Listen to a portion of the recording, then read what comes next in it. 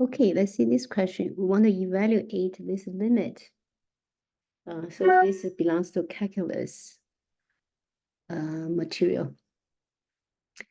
So the limit when the variable n approaches to infinity, tangent of pi over 4 plus 2 over n. Okay, this is a type of, let's make it easier, 1 over n. Of course, we could do 2 over n too. Let's just make this easier, 1 over n, okay? Then raised by n. So tangent of this angle raised by n. To want to evaluate the value of this. So we're going to use a couple of facts or formulas. So let me list out them. So the first one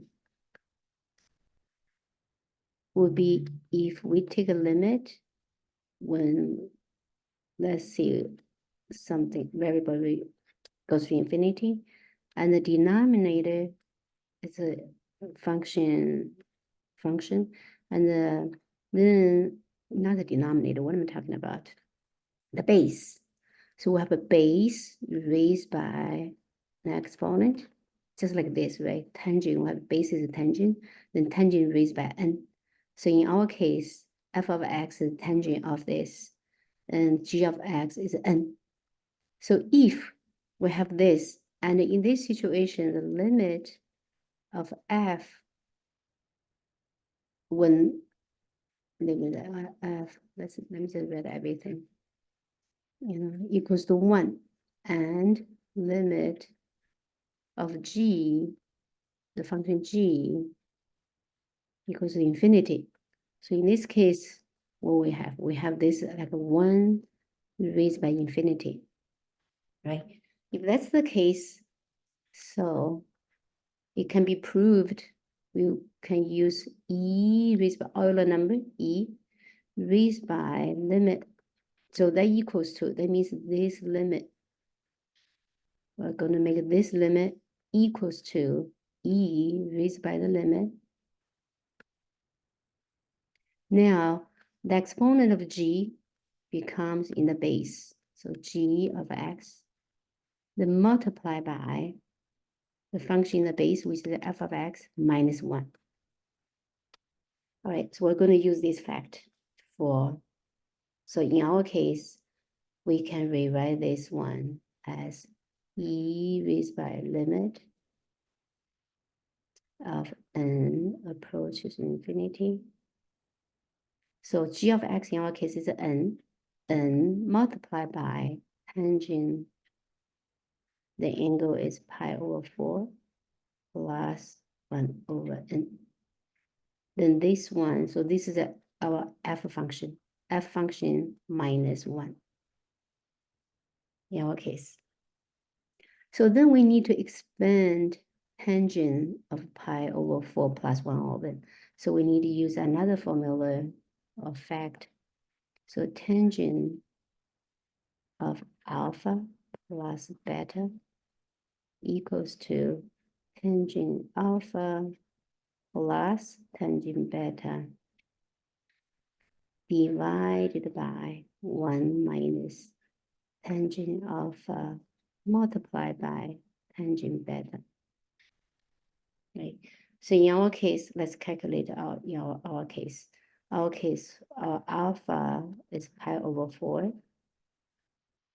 and our beta is 1 over n. Right.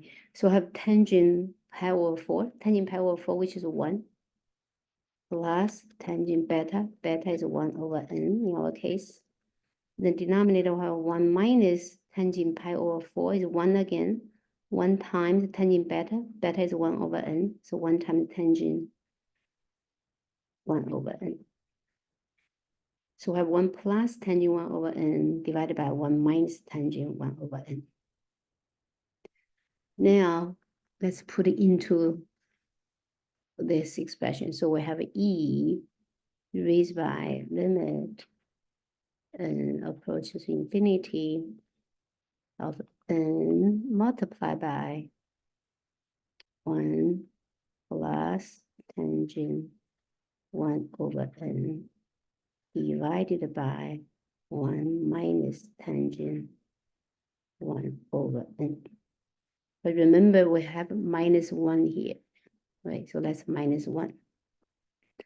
And we want to change 1. 1 is transformer. 1 is always something divides itself. So we need a common denominator to combine those two terms. So we'll make the denominator of 1. 1 minus tangent 1 over n. Then the numerator has to be the same. So the numerator is also 1 minus tangent 1 over n. Right, that's 1. Something divides itself is 1. So now just let's combine those two terms. So 1, so now we have a common denominator. So let's write it one more time. E raised by limit n approach to infinity n times the denominator is just 1 minus tangent 1 over n. The numerator, now let's see, we have 1 minus 1 becomes 0. With tangent 1 over n minus negative, so this is 1 minus. So minus minus become plus. So we have 2 tangent 1 over n. Now we need to use the third property or third facts in mathematics. If we have a limit of product of two functions, let's say f times g, and that can be split as a product of two limits. We're going to use this property. So in our case, one function is n, another function is this. So we could treat n as f or as g, doesn't matter. So basically we have product of two functions. Actually, we want to do this. Right? We want to separate n times the numerator, 2 times tangent 1 over n as a function. Well, let's see this function. Yeah, okay, let's call f, right? So g would be 1 over 1 minus tangent 1 over. So let me rewrite it. So in our case, we want to rewrite as e raised by limit n approaches infinity, then n times 2 tangent 1 over n. So treating this as a function. Okay. Then multiply by the limit n approaches infinity, 1 over 1 minus tangent 1 over n.